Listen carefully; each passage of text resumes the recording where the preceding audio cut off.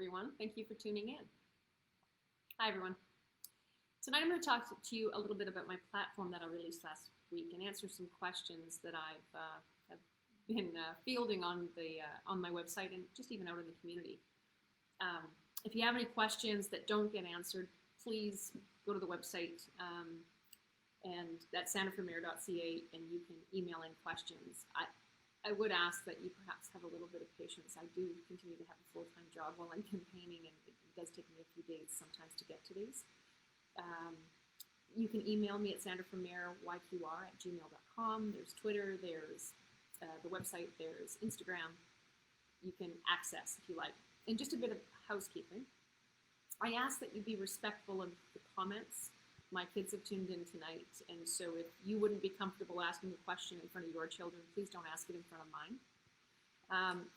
To that end, I will get right to it. One of the first questions, I'll actually talk about my platform first. Sorry, guys.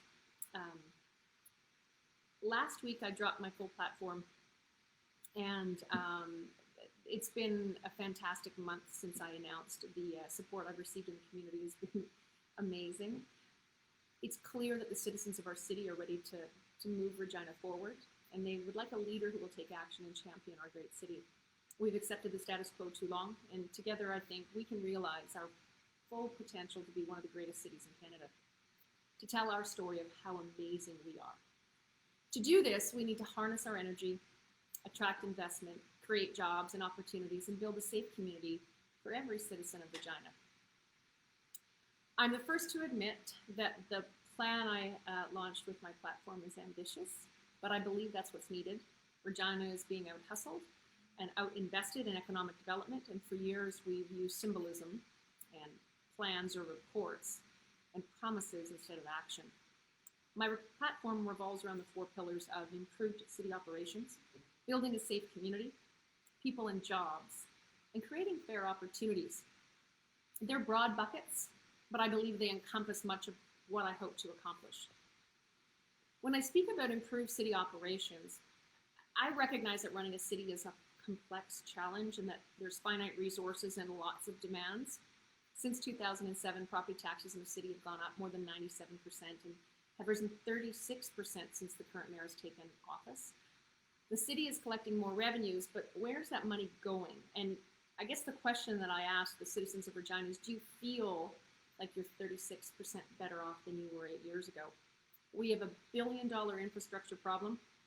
It's a deficit in our city, and our roads and our sidewalks are in need of attention, and our recreation facilities are crumbling. Tax revenues have increased, but we're not making progress. There must be accountability for city operations and where tax dollars are being spent.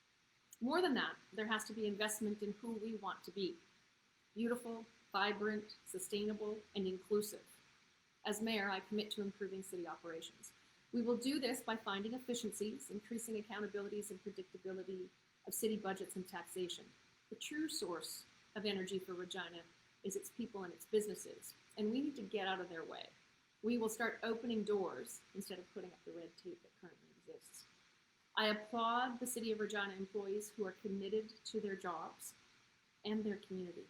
We need to get out of their way too and empower them to help them achieve the goals set for them. We will start treating our citizens and businesses like valued customers, supporting their energy and ideas.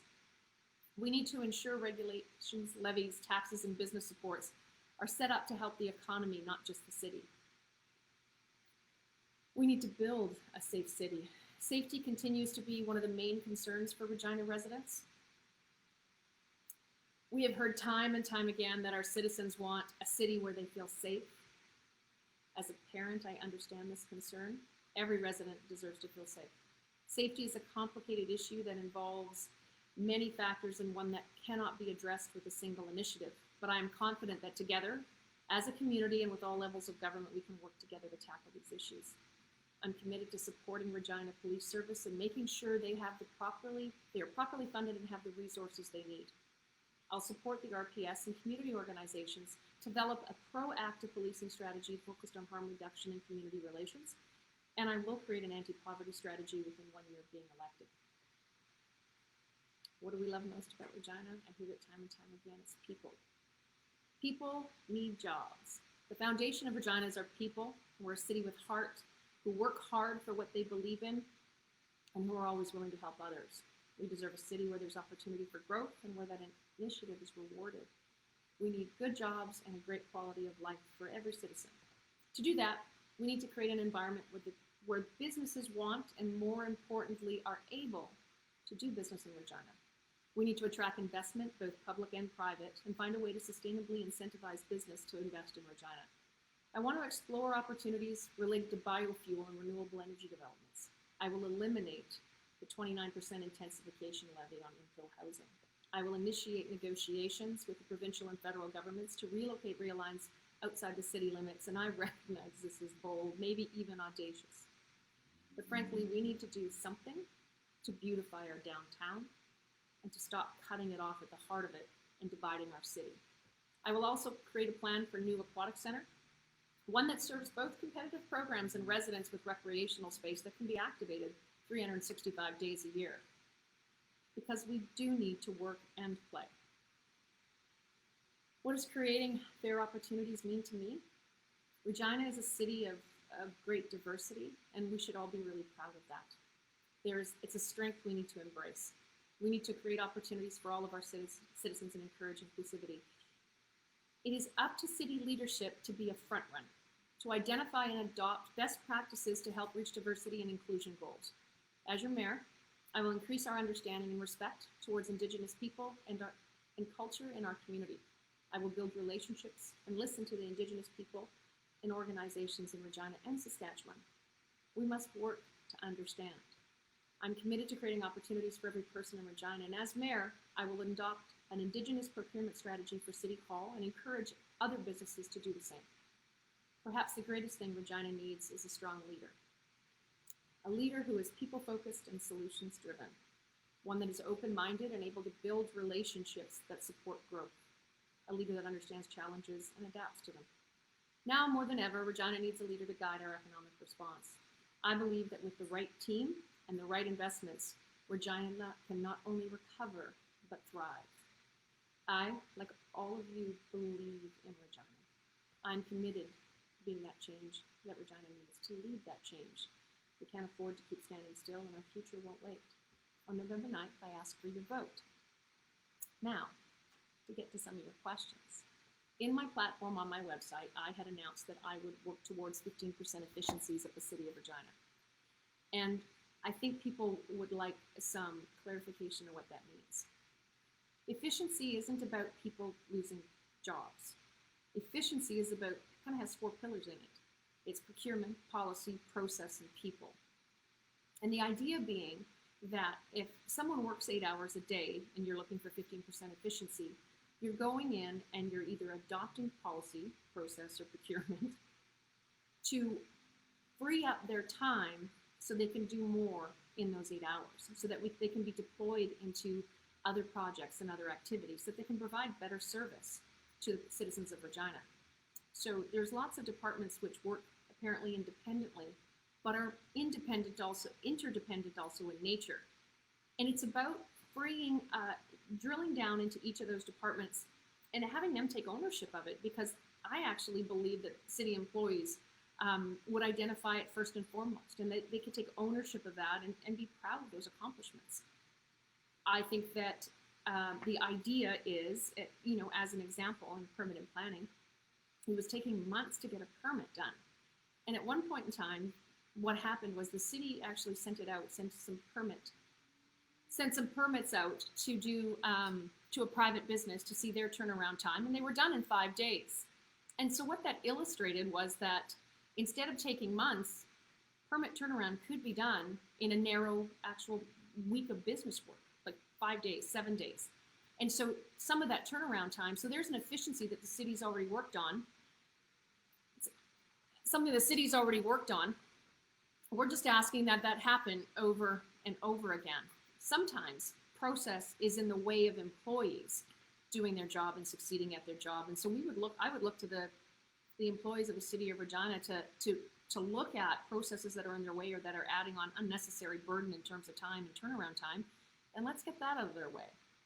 The idea being, again, you free up employees' time to do more with what we currently have. And I think the citizens of the city of Regina deserve to know and to have their tax dollars getting the most bang for their buck, essentially. One of the other questions that I've had a lot of, hang on a second, let me go to it. What is your stance on infill housing developments in the city of Regina? The issue of infill development, essentially the OCP, or the Official Community Plan of the City of Regina, which was developed, I think, about 7 or 8 years ago, had a target to achieve 30% new growth in built-up areas of the city, referred to as kind of infill housing, with 70% on the periphery in neighborhoods such as, greenfield sites, whether that be the Greens or Cover Landing or those type of areas. Current levels of infill are at a low of below 10%. There's several barriers that kind of get in the way of this. The first one being NIMBY, not in my backyard, where residents don't want infill in their neighborhood. There's a lack of direction from the city. Neighborhood plans are old and provide little direction or support for infill housing. There's infrastructure uncertainty. I referred to it a little bit ago when I was talking about $1 billion infrastructure deficit, and we have old pipes and old sewer services, and sewer services are particularly troublesome. But it's unclear about the sewer services under certain infill projects, which could be problematic for someone wanting to go do an infill home, because the upgrade cost for the home builder would become prohibitive. The new infill development levy, also called the intensification levy, which was new last year, the city decided that any infill project would be charged 29% tax. And I appreciate that they're trying to find revenue streams, but if the goal is 30%, to then charge 30% for every time a landlord or a homeowner wants to do infill, it's counterintuitive, actually. You're not investing with the intention of achieving what you're trying to achieve. Just 1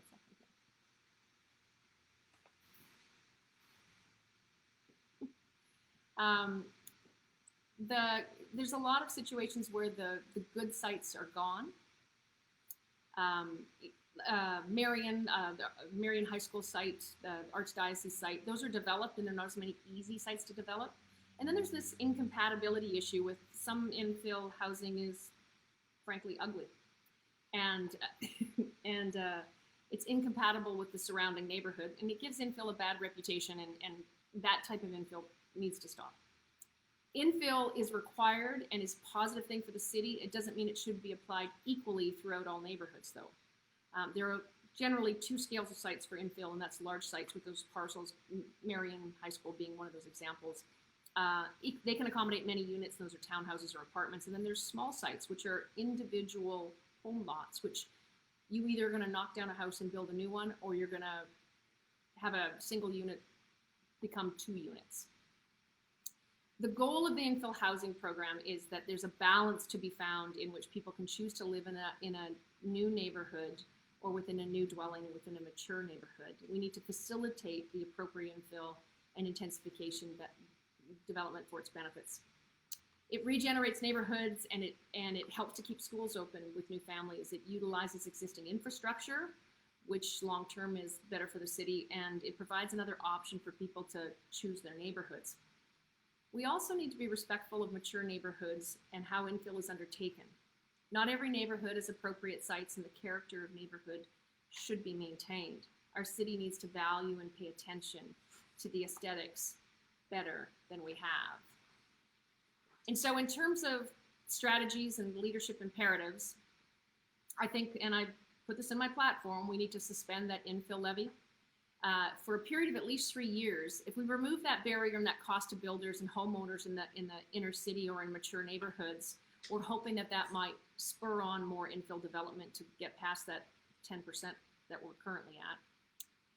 And to maybe develop some architectural design regulations. We need more than zoning. We need to regulate the architectural aspects to infill of some of our kind of long-standing valued neighborhoods to ensure new housing fits with existing households. Again, nobody wants an ugly house built in the neighborhood.